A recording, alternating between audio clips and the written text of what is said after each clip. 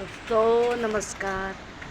तो देखो दी दोस्तों पलछाल बहुत भयंकर मौसम हो गया। आंधी तूफान बहुत ज़्यादा चलनी च, बहुत ही भयंकर मौसम हो च।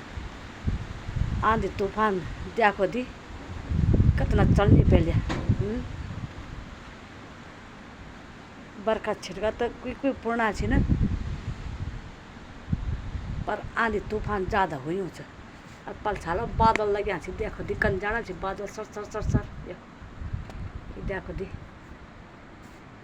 बहुत भयंकर मौसम हुई छ।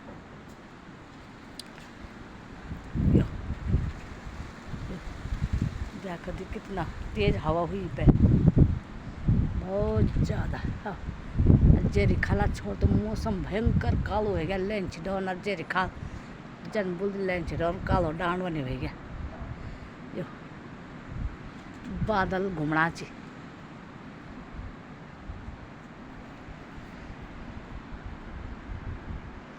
पर ठंड जरा हो गया ही। एक 3 इंच की 2 छिटका पाट फिर ठंड हो जाता मौसम।